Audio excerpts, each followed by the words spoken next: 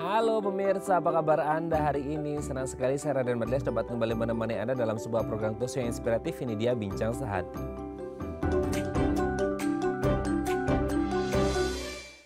Ya pemirsa, banyak dari kita yang beranggapan bahwa kesehatan mental ini erat kaitannya dengan faktor baik internal maupun eksternal ya. Salah satunya adalah lingkungan sekitar kita. Jadi kalau lingkungan sekitar kita membentuk sesuatu hal yang tidak baik atau bahasa istilahnya sekarang adalah toksik gitu ya, itu bisa berpengaruh pada kesehatan mental kita. Toksik itu nggak hanya dari lingkungan ya, tapi kadang-kadang dari keluarga atau orang terdekat juga bisa toksik. Tapi tidak hanya masalah lingkungan yang bisa mempengaruhi kesehatan mental kita. Kesehatan otak jika terganggu pun katanya bisa juga mempengaruhi kesehatan mental kita ya, karena kita kepikirannya pasti waduh, berarti kalau otaknya bermasalah berarti nanti ada masalah nggak sih sama kesehatan mentalnya. Terus kesehatan mental apa aja sih yang bisa saja terjadi atau berisiko besar terjadi ketika kesehatan otak terganggu.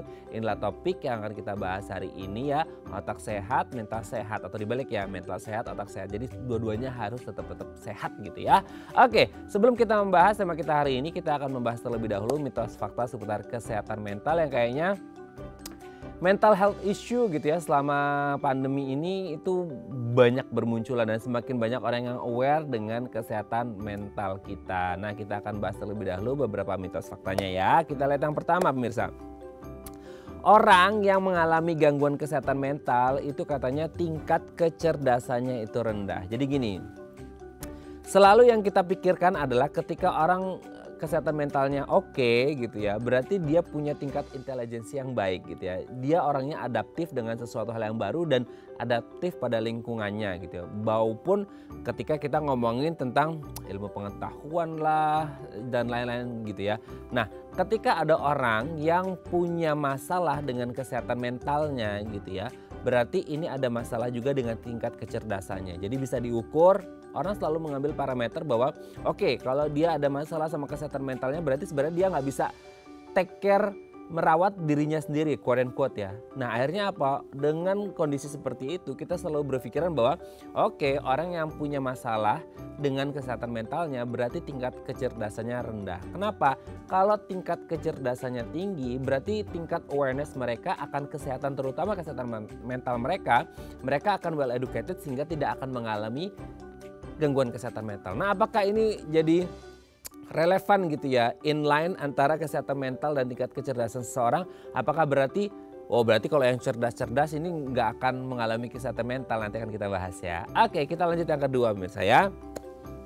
Kesehatan mental bukan isu penting bagi remaja karena akan berubah. Jadi kita itu dalam fase kehidupan itu banyak ya, fase mungkin kita lagi bayi, lagi anak-anak ya. Kalau bayi sama anak-anak memang nature-nya mereka adalah bermain ya, mereka nggak lagi ngurusin masalah ekonomi, percintaan, hubungan sosial dan lain sebagainya gitu. Nah kalau udah dewasa, udah mature gitu ya, orang pasti akan bisa oke, yang ini kayaknya do's-nya, yang ini don'ts-nya gitu. Jadi mereka bisa mengira-ngira dalam hidup itu, aku mau melakukan ini, aku nggak mau melakukan ini. Tapi yang bahaya adalah ketika di fase remaja, teens ya. Teenagers itu jadi satu fase kehidupan yang banyak orang worry. Karena apa? Karena di fase ini itu kayak mereka tingkatnya labil gitu ya, nggak stabil-stabil amat karena masih yang mencari jati diri. Jadi ketika ya sekarang banyak ya ada istilah kayak kenakalan remaja gitu ya, itu kayak ya udah jangan terlalu diambil pusing deh gitu ya, karena mereka memang masih dalam masa labil, masa pencarian jati diri. Nanti kalau udah ketemu kliknya gitu baru mereka akan mulai settle dengan posisi tersebut. Nah apakah hal-hal yang terjadi ketidakstabilan pada remaja ini patut bener-bener dipikirin banget, atau ya udah let it flow aja gitu ya, karena nanti juga seiring berjalannya waktu, berjalannya usia mereka akan settle di posisinya masing-masing. Tapi kan yang jadi worry-nya, concernnya banyak orang tua juga, kalau terjadi hal-hal yang tidak diinginkan gimana di masa remajanya, di mana mereka masih mencari jati dirinya. Nanti akan kita bahas ya. Oke, kita lanjut yang ketiga pemirsa ya. Tidak ada yang bisa dilakukan untuk melindungi diri dari gangguan kesehatan mental. Jadi gini, kalau untuk penyakit, katakanlah kalau penyakit fisik ya, kayak diabetes gitu ya. Oke, kurangi makan makanan yang manis untuk menghindari diabetes. Kurangi makanan bergaram tinggi atau natrium tinggi untuk menghindari hipertensi dan lain sebagainya gitu ya. Tapi kalau untuk kesehatan mental gimana?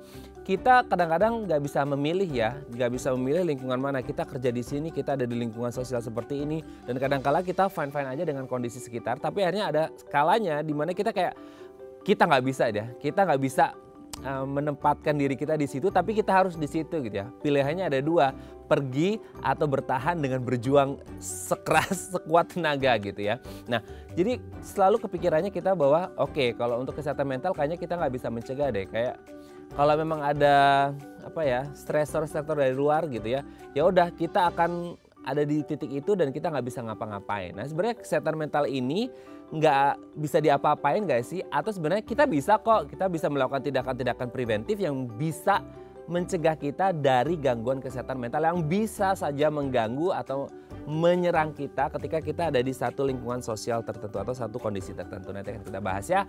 Oke, kita lanjut yang keempat pemirsa. Alami gangguan kesehatan mental berarti orang lemah gitu ya. Ya, ini sering banget ya. Jadi kayak, aduh kamu lemah ya. Lemah dalam artian banyak banget ya. Lemah secara emosional, lemah secara spiritual gitu ya. Jadi kalau aduh lemah banget sih lo gitu. Gitu aja lo ngedrop, gitu aja lo stres. Nah, itu adalah beberapa template template yang kayaknya jadi stigma di masyarakat kita bahwa orang yang punya gangguan kesehatan mental itu tandanya orang lemah. Ah, masa ngadepin gitu aja lo cemen sih, begitu aja nggak kuat sih gini. Itu dari emosionalnya. Spiritualnya misal, waduh lo sih jarang sholat, lo sih jarang ibadah gitu ya. Jadi kayak makanya deket sama Tuhan gitu. Loh, kita kan nggak ngerti itu hubungan vertikal dia dan Tuhannya gitu ya. Jadi kadang-kadang kita kepikiran apa benar ya orang-orang yang punya gangguan kesehatan mental ini pasti orang yang lemah dalam artian banyak hal, atau sebenarnya mereka sih kuat-kuat aja tapi gempurannya itu terlalu kenceng. Nanti akan kita bahas ya. Oke, kita lanjut yang terakhir pemirsa ya. Orang yang berprestasi dan banyak teman itu katanya nggak akan mengalami gangguan kesehatan mental. Coba deh Anda cek di rumah Anda, atau mungkin Anda cek di pertemanan SMP, SMA atau kuliah Anda. Coba nih orang berprestasi, banyak teman, supel gitu. Wah, temennya di mana-mana, orangnya sanguin abis gitu ya. Kayak di mana-mana ketemu sama orang gitu ya. Wah, ini orangnya ekstrovert parah gitu ya. Nah, kita kalau ngeliat orang yang happy, Anda pernah nggak sih nemuin orang-orang yang kayak happy terus di mana-mana selalu ketawa dan lain sebagainya? Pernah nggak ada ngerasa kayak, oh kayaknya mereka nggak pernah sedih deh gitu ya? Karena mereka nggak ada gangguan kesehatan mental karena they're always being happy person gitu. Nah, sebenarnya ada nggak sih chance juga gitu ya? Ketika orang-orang berprestasi ini, orang yang punya banyak teman ini juga bisa loh mengalami gangguan kesehatan mental, karena ada istilah juga orang yang banyak tertawa sebenarnya orang yang paling sedih di dunia. Nanti akan kita bahas ya. Oke, itu tadi beberapa mitos fakta seputar kesehatan mental dan kami akan membahasnya saat lagi. Tetap bersama kami di Bincang Sehati.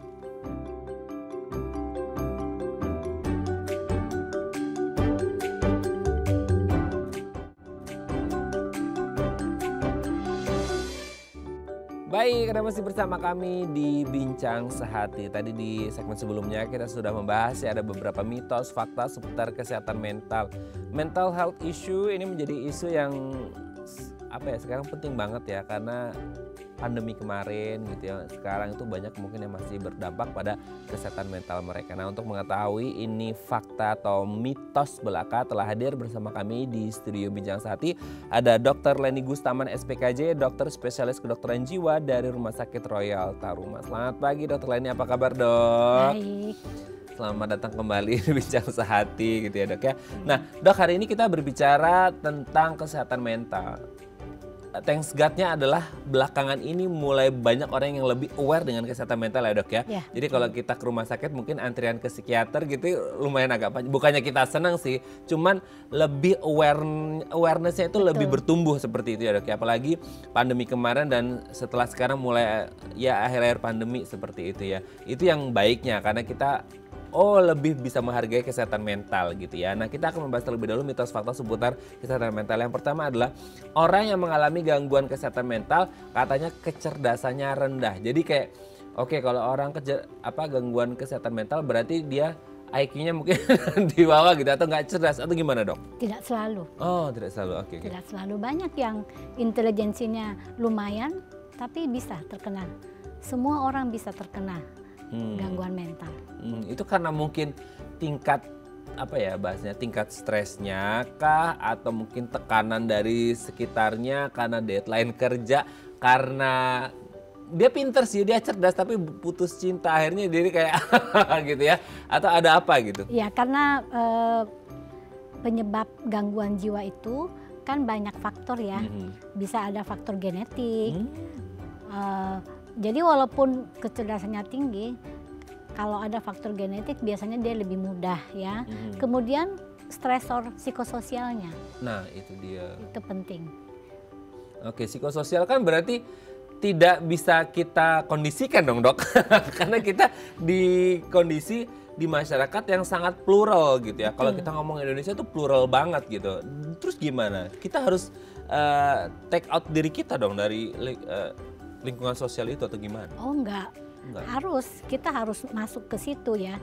Tapi tentunya kalau misalnya kita merasakan ada suatu stresor ya, jangan kita tunggu sampai berat. Jadi ada masalah sedikit, ada masalah. Biasanya sih yang paling banyak itu gangguan tidur dulu gitu ya. Kemudian tidak merasa nyaman berkumpul dengan orang. Padahal biasanya orang tersebut enak-enak aja gitu. Iya enak aja. Sekarang udah menarik diri gitu ya. Ya. Jadi tidak percaya diri atau dia cemas berlebihan, itu kita sudah harus waspada. Jangan kita tunggu sampai dia terlalu aneh gitu ya.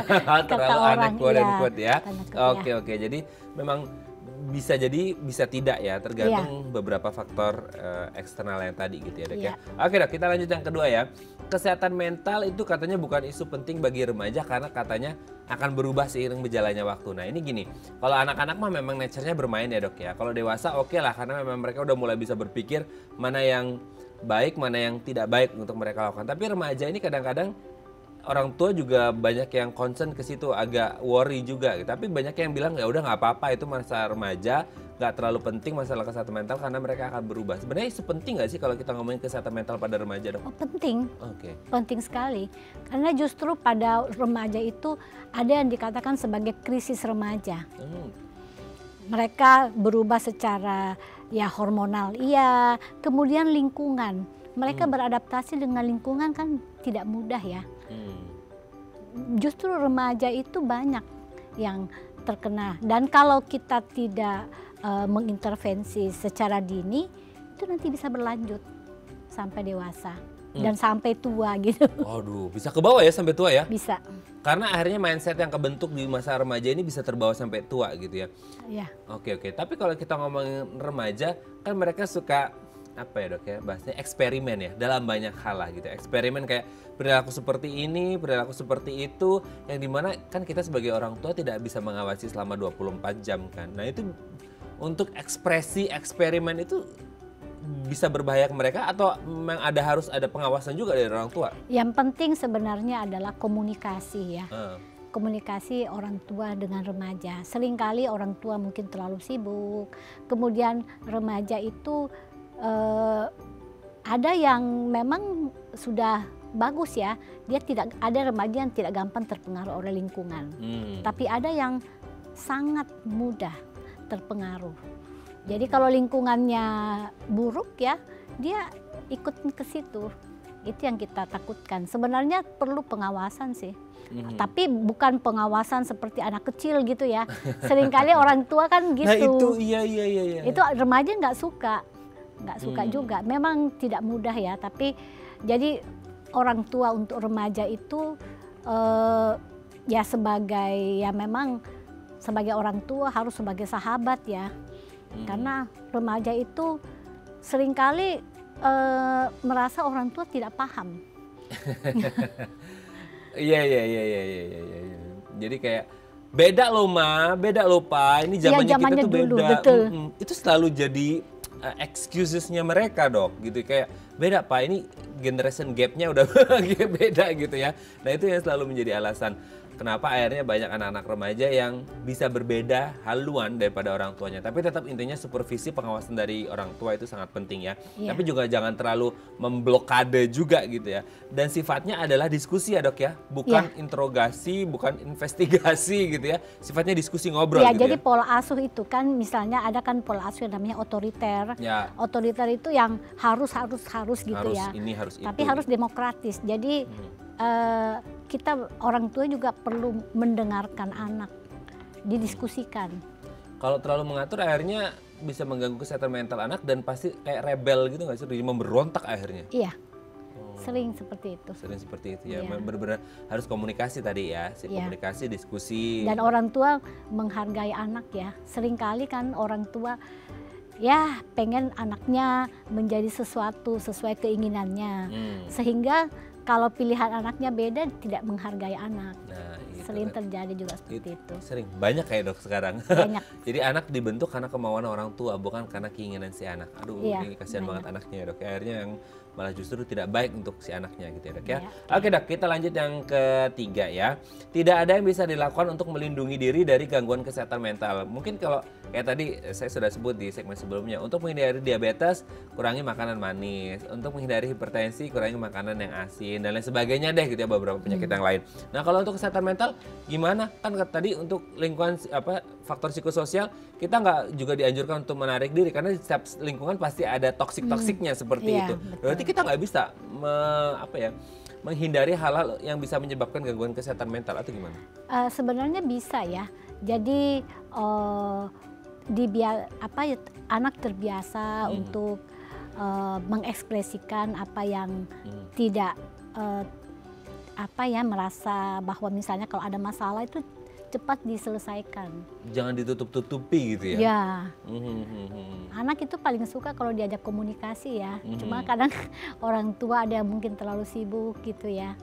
Tapi kadang bisa dicegah, bisa kok. Tapi kadang-kala tuh nggak tahu ya dok ya, ini skill komunikasi orang tua juga jadi tanda tanya besar ya. Karena kadang-kala baru mulai pertanyaan pertama udah ngegas nih orang tua. Jadi gimana anak mau membuka diri, itu yang sering jadi banyak gitu. Iya memang sering terjadi seperti itu. Kalau sekiranya orang tua sulit sekali berkomunikasi dengan anak, itu diantar ke profesional. Di situ anak bisa terbuka.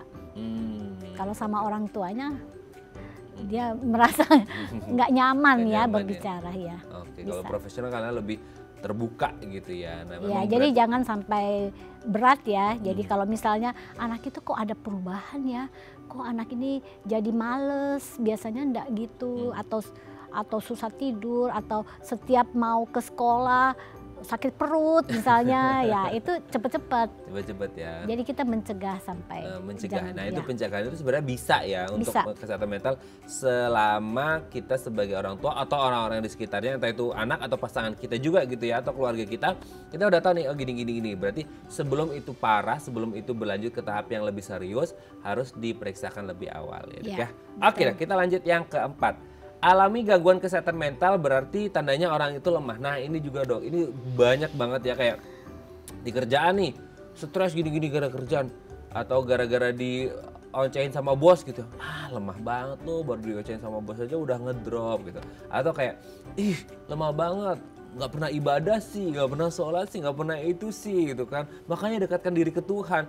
Apakah orang yang mengalami gangguan kesehatan mental selalu lemah dalam artian ya lemah secara emosional, lemah secara spiritual dan lain sebagainya? Ya tidak bijaksana ya kalau kita mengatakan seperti itu. Mungkin dia agak lebih rentan aja. Tapi kita tidak boleh mengatakan misalnya itu sih kamu tuh lemah iman, makanya berdoa yang banyak. Itu sering sekali diucapkan oleh orang tua. Justru orang tua? Orang tua yang sering mengatakan, ini dok, ini dia malas sholat nih, makanya dia sampai sakit seperti ini.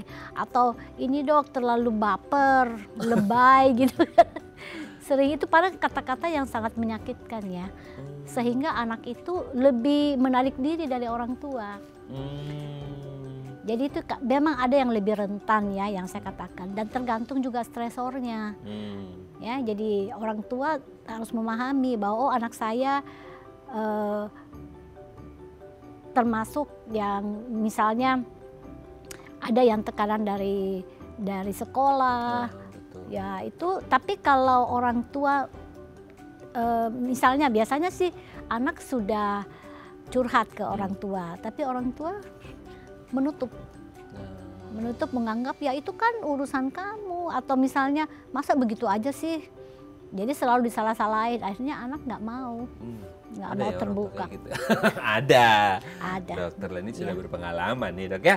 Oke, jadi harus benar-benar bijak ya, tidak boleh mengatakan mencap orang lemah ini dan lain sebagainya. Oke dok, yang terakhir, orang yang berprestasi dan banyak teman katanya nggak akan mengalami gangguan kesehatan mental karena mereka berarti pintar, berprestasi, punya banyak teman, berarti mereka happy gitu. Gimana dok? Nggak juga sih, bisa juga sih.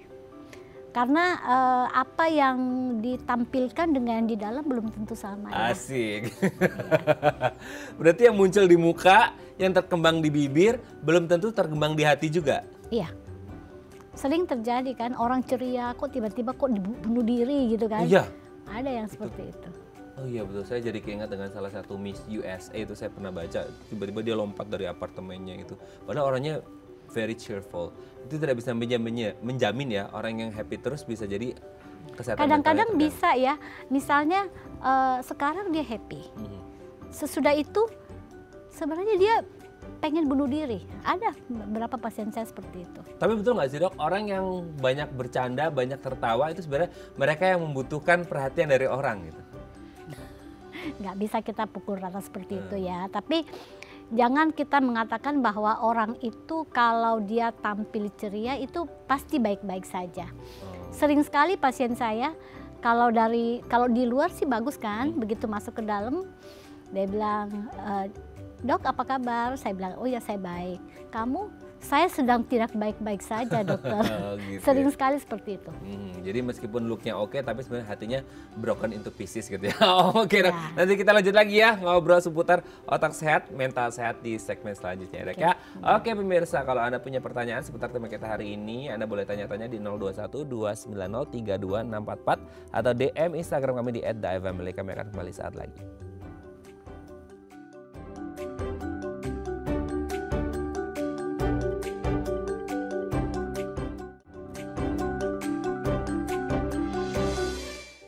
Baik, Anda masih bersama kami di Bincang Sehati. Kita masih membahas tema kita hari ini, otak sehat, mental sehat, otak juga sehat gitu ya. Nah kalau Anda punya pertanyaan boleh ya tanya-tanya di 021 290 32644 atau DM Instagram kami di @daifamily. Kita masih bersama dengan Dr. Leni Gustaman, SPKJ, dokter spesialis kedokteran jiwa dari Rumah Sakit Royal Taruma. Oke, dok, mental, kesehatan mental, itu sebenarnya yang dimaksud dengan mental gitu ya.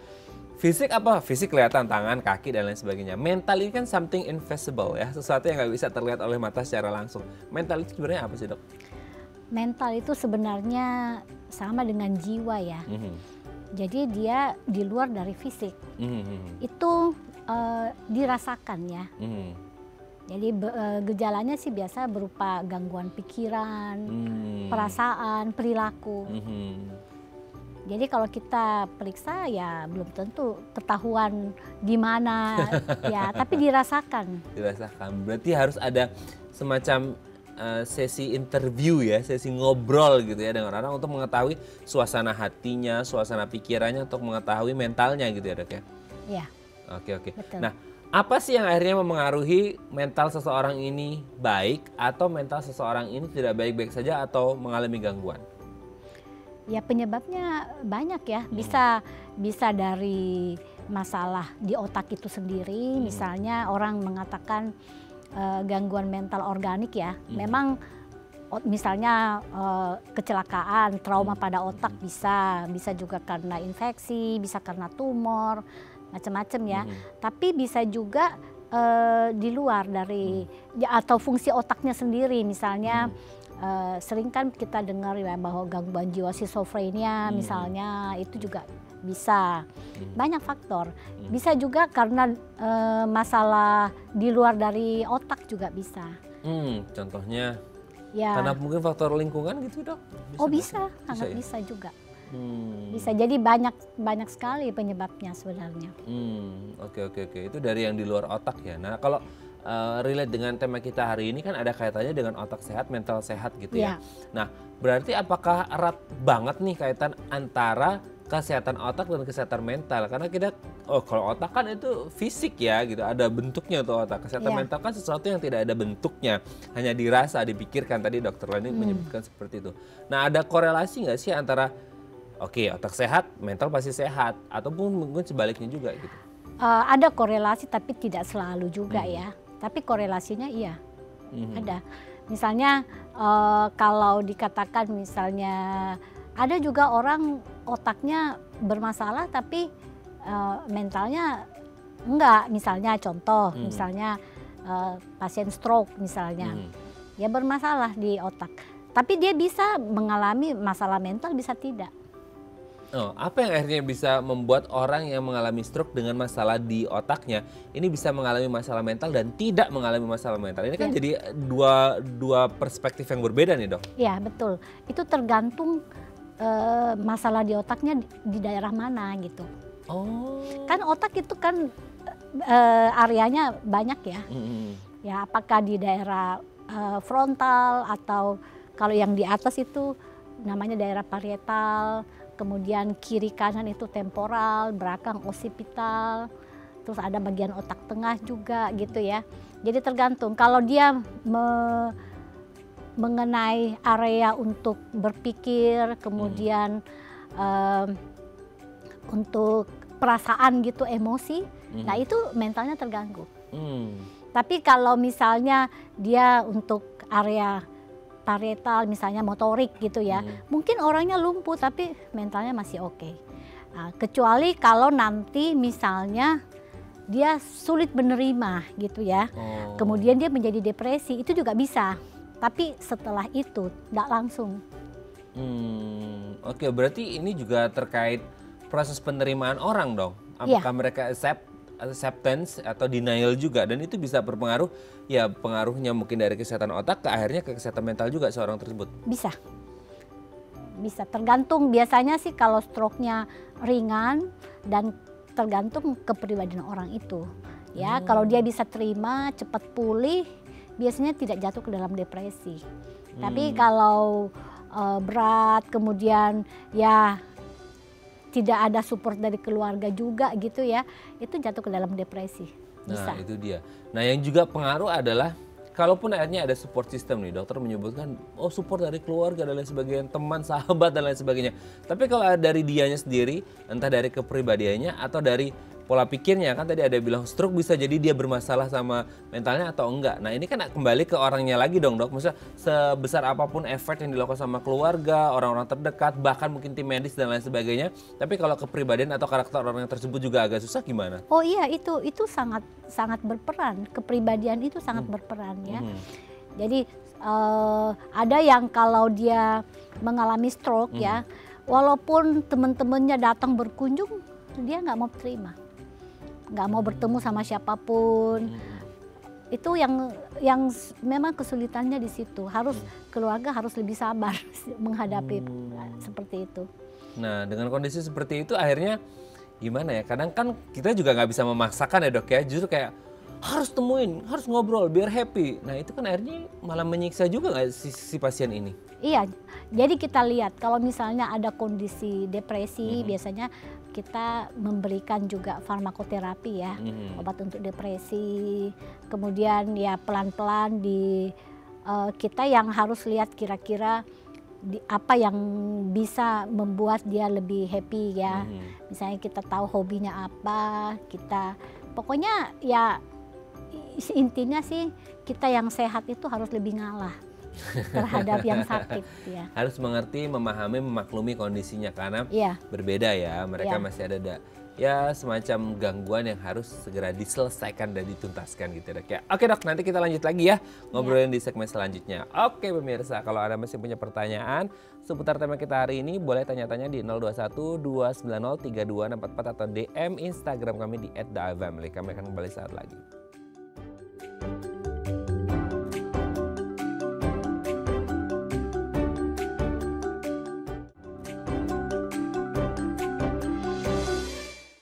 Baik, Anda masih bersama kami di Bincang Sehati. Kita masih membahas tema kita hari ini, otak sehat, mental sehat.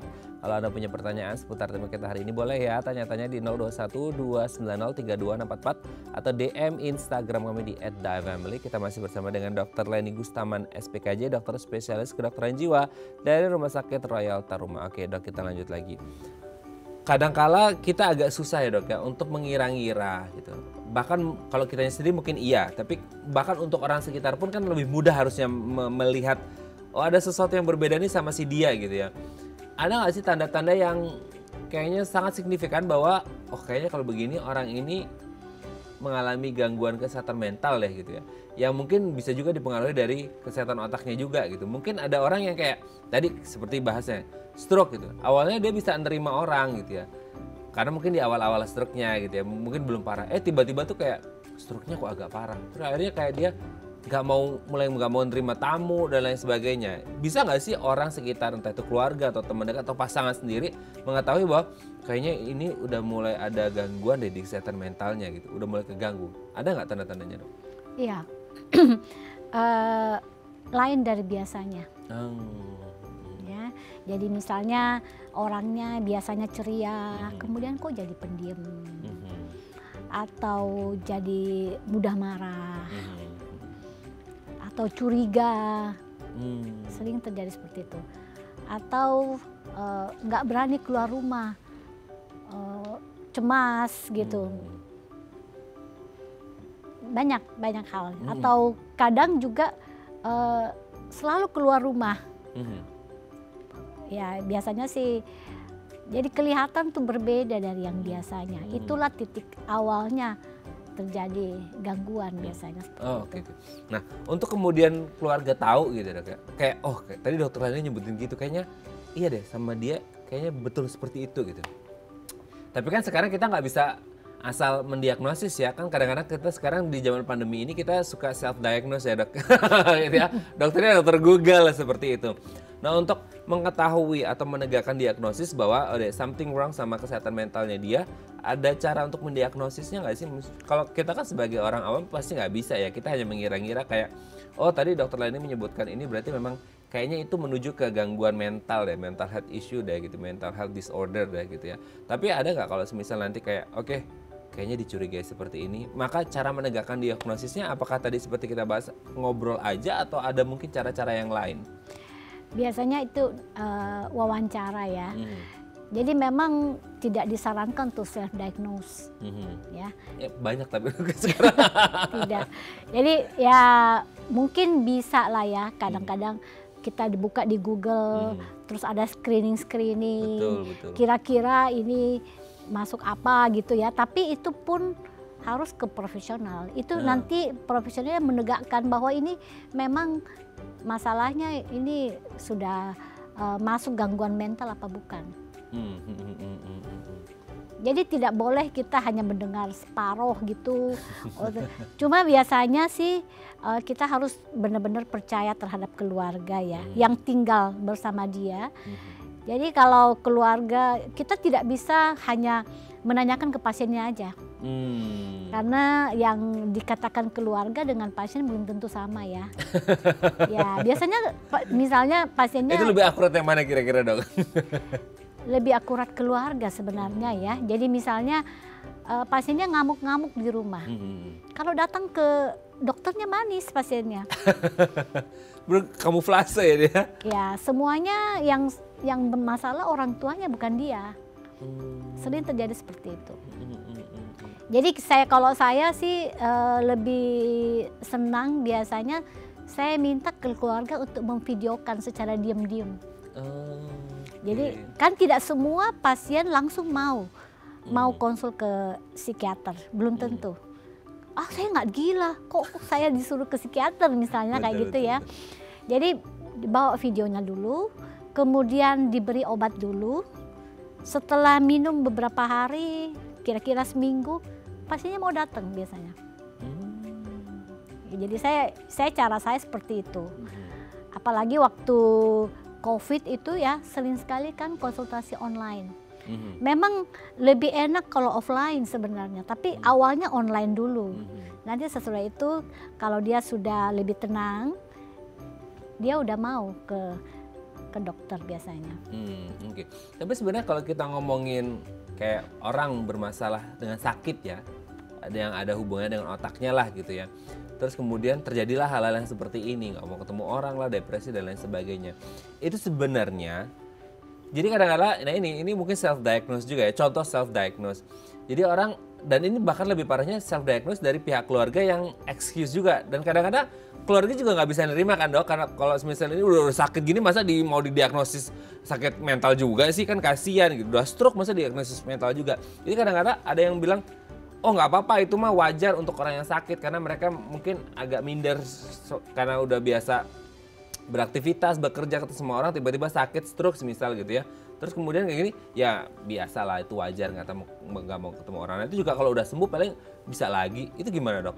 Bener nggak sih kalau orang mulai muncul tanda-tanda itu hanya karena ya pas lagi sakit, nanti kalau udah sembuh ya balik lagi ceria lagi dan lain sebagainya? Ya tergantung kita lihat ya. Gangguannya itu ringan atau bagaimana. Seringkali kalau kita, justru yang ringan-ringan itu sulit. Seringkali kita mengatakan bahwa ini nggak apa-apa nih, tapi terbukti dia tidak produktif. Itu yang penting. Seringkali orang misalnya ada bermasalah sedikit ya di kantor gitu, kemudian dia minta cuti gitu, tapi keterusan gitu. Ya itu kita harus bawa ke profesional sebenarnya, karena ya misalnya dia masih usia produktif, tapi kok nggak berani keluar rumah, nggak berani ketemu orang, itu kan bermasalah dengan mentalnya pasti. Oke, berarti ada sesuatu ya yang memang ini tidak hanya sekadar merasakan sakit atau selama sakit, tapi ada sesuatu yang memang mentalnya terganggu gitu dok ya. Iya. Oke, sebelum kita lanjut, ini ada DM Instagram dok, aku bacakan ya. Ini dari dari Bu Lia ya. Dok, oma saya sejak opa meninggal jadi suka menyendiri dan murung. Padahal waktu opa saya masih ada, oma itu aktif nyulam, bahkan ngobrol sama tetangga. Terus yang kami lakukan apa ya dok ya, yang harus kami lakukan? Kami takut kesehatan oma jadi drop, terima kasih. Ini kayaknya pasangan sehidup semati ya dok ya. Ini kayak opanya meninggal, omanya jadi dulu yang suka aktif nyulam, ketemu sama tetangga, akhirnya sekarang suka menyendiri. Murung, suka menyendiri, itu gimana dok? Ya ini kita nggak bisa langsung mendiagnosis ya, tapi kemungkinan ada masalah mood ya, masalah gangguan suasana perasaan. Tentu ya untuk keluarga itu mesti harus sabar. Kemudian kita keluarga biasanya sih ini tergantung berapa lama ya.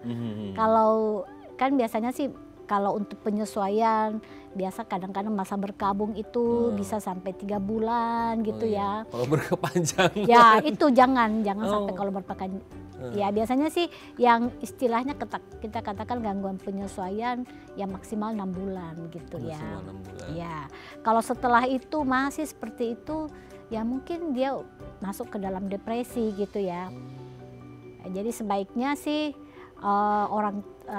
keluarga itu sering menemani, tapi tidak bisa juga dipaksa ya. Misalnya dia nggak mau keluar rumah, kita paksa nggak bisa. Tapi saya banyak pasien saya pada awalnya dia belum mau ketemu saya. Ya biasanya dia kita namanya konsultasi telemedicine gitu ya. Terus masuk obat dulu biasanya saya. Setelah itu kondisi depresinya, cemasnya berkurang, baru dia mau ketemu. Tapi untuk mengetahui kan kadang-kadang kita nggak ngerti ya dok ya, maksudnya makanya banyak yang denial, ini bukan depresi dan lain sebagainya. Mungkin ini juga pembelajaran Bu Lia dan kita semuanya. Tingkatan depresi itu sendiri dari yang ringan udah mulai kelihatan belum sih sampai akhirnya yang paling parah banget gitu dok? Tingkatannya seperti apa? Dan mungkin berapa lama? Tadi kan dokter menyebut kayak 6 bulan itu masa toleransinya deh gitu. Ya itu kalau itu untuk berkabung ya, tapi di luar dari itu depresi itu ya maksudnya suasana perasaannya menurun minimal 2 minggu ya. Jadi kalau misalnya cuma sehari, besok udah baik itu bukan depresi.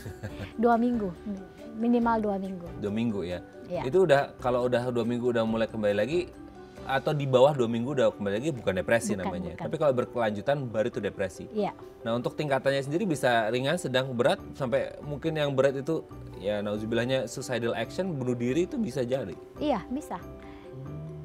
Kalau tentu gejalanya ya kan ada suasana perasaannya, kemudian ada dari kelihatan afeknya, kelihatan memang murung, kemudian ya malas beraktivitas, banyak sih. Ada harga diri berkurang, sering menyalahkan diri sendiri.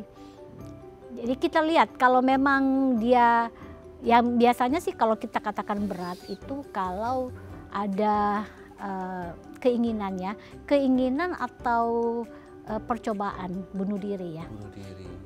Ada yang seperti itu. Ya bunuh diri itu bisa aktif, bisa pasif ya. Pasif itu misalnya nggak mau makan. Itu sebenarnya bunuh diri juga, tapi bunuh diri pasif. Oh, killing me softly ya. Bertahap dia jadinya ya. Ya. Gitu ya. Atau ya biasanya sih semuanya gitu ya, menurun, yang nggak mau makan, terus nggak mau ketemu orang. Termasuk juga perawatan diri, malas mandi. Semua menurun gitu ya. Malas bicara, semuanya gitu. Itu tuh biasanya berat ya. Tapi kalau yang aktif itu macam-macam. Bisa aktif itu dia bisa minum obat berlebihan. Oh. Ya, minum Biar obat. OD gitu? Ya, minum obat dengan tujuan supaya, jadi kita harus hati-hati ya. Kalau kita lihat pasien berat seperti itu, jangan diberi obat banyak-banyak. Oke. Ada yang misalnya diberi obat untuk sebulan misalnya, dia bisa minum semua. Ya dengan ampun. harapan supaya nggak bangun lagi. Oh, ada yang malah bikin sampai kayak udahlah akhiri aja gitu ya. Iya. Karena akhirnya otaknya juga udah nggak bisa mencerna yang baik-baik ya gitu ya, Dok. Iya, memang betul. Kalau orang depresi itu istilahnya memakai kacamata negatif. Kalau kita ngomong yang bagus-bagus itu nggak nyantol di otaknya.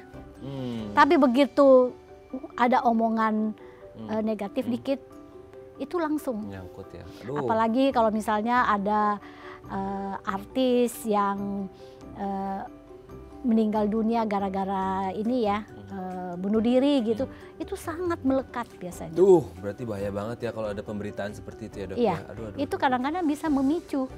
Aduh, bahaya banget ya. Makanya sebenarnya sortir berita juga di media juga penting ya, Dok ya. Oke, Dok, ini tambah ngeri ya. Nanti kita lanjut lagi ya di segmen terakhir ya, Dok ya. Oke, pemirsa, kalau ada punya pertanyaan boleh ya di 0212903244 atau DM Instagram kami di @daifamily. Kami akan kembali saat lagi.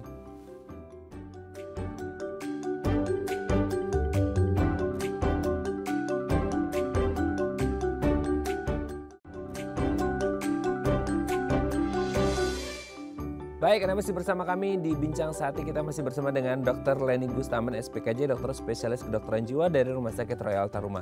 Dok, kita lanjut lagi. Tadi mungkin agak sedikit menyinggung DM dari Bu Lia tadi ya tentang oma-opanya seperti itu. Ketika kita ngomongin orang yang sudah usia lanjut, berarti opa-oma kan lanjut berarti ya, Dok ya gitu. Itu hubungannya ada nggak sih, kayak kan bahasan kita adalah otak sehat, mental sehat. Nah, sementara kalau untuk orang-orang lansia, otomatis kan mereka akan mengalami proses degeneratif di mana fungsi otak juga pasti akan menurun.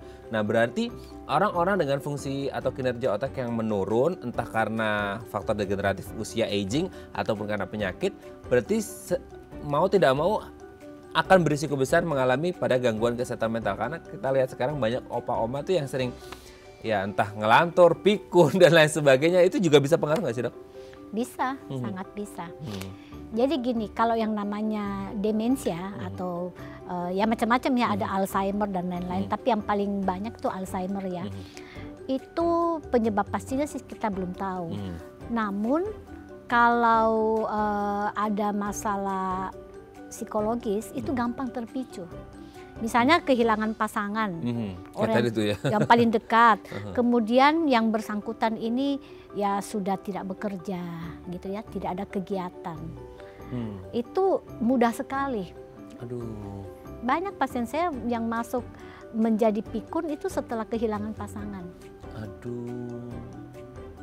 Ya karena sudah ada, ya memang jadi ya ini tadi tidak ada usianya ya. Biasanya kalau sudah usia-usia pensiun, ya kalau pensiun pun kalau masih ada kegiatan sih masih bagus ya. Tapi kan banyak yang sudah tidak ada kegiatan, apalagi kalau dia sangat dependen terhadap pasangan. Begitu pasangannya nggak ada, itu rasanya dunianya itu udah berhenti gitu di situ. Betul. Tapi akhirnya ketika di kondisi tersebut, gimana ya ngomongnya, itu kan dari sisinya dia memang udah berat ya dok ya. Karena mungkin udah dependen juga sama pasangannya, udah nggak ada, faktor usia juga, kinerja otak menurun, ditambah lagi dengan kehilangan pasangan gitu. Ini kan jadi kayak double kill ya bahasanya gitu. Udahlah fungsi otak menurun juga, ditambah kehilangan pasangan gitu. Terus pasti ada psikisnya juga terganggu. Nah ini apa yang akhirnya, apa yang harus dilakukan? Apakah memang healing dari orang tersebut atau lingkungan sekitar yang menciptakan sesuatu yang untuk orang tersebut gitu dok? Ya, jadi ya memang lingkungan itu penting, tapi sekali lagi belum tentu bahwa bermakna sekali buat orang tersebut ya. Kalau saya pikir paling bagus itu kita bawa ke profesional, kita periksa bahwa memang ini ada apa gitu ya. Kalau memang dia kondisi depresi, apalagi kalau berat, lebih bagus kita obati secepatnya. Sebelum dia lebih berat lagi. Ada kan yang sampai, ada yang pasien saya itu kehilangan pasangan sampai dia nggak mau makan. Harus diinfus. Kemudian berlanjut lagi menjadi pikun ya, demensia gitu ya. Kalau dikasih makan, dia marah. Saya udah makan dari tadi, udah berapa kali saya makan, padahal belum pernah makan. Bolak-balik diinfus lagi. Tapi biasanya sih dengan bantuan obat biasanya agak lebih cepet ya. Oh, oke. Tapi dengan bantuan obat itu maksudnya dia benar-benar bisa terkurangi, terminimalkan gitu ya dok ya? Iya, kalau dia depresi ya kita beri obat antidepresi biasanya gitu. Dan perlu support system dari keluarga juga ya, gitu ya dok? Itu juga perlu pastinya. Oke, terima kasih Dokter Leni. Semoga ini menjadi pembelajaran untuk kita semuanya. Semoga otak kita sehat, mental kita sehat untuk menjalani hidup yang lebih baik ke depan gitu ya dok ya. Terima kasih Dokter Leni, salam sehat terus untuk keluarga di rumah dan teman-teman di Rumah Sakit Royal Taruma. Terima kasih ya dok. Selamat pagi. Ya. Oke pemirsa, itu tadi perbincangan kita dengan Dokter Leni. Semoga bermanfaat ya, semoga otak kita sehat, mental kita sehat, kita hidup bahagia dan sehat selalu. Terima kasih ya, sampai jumpa. Terima kasih dok.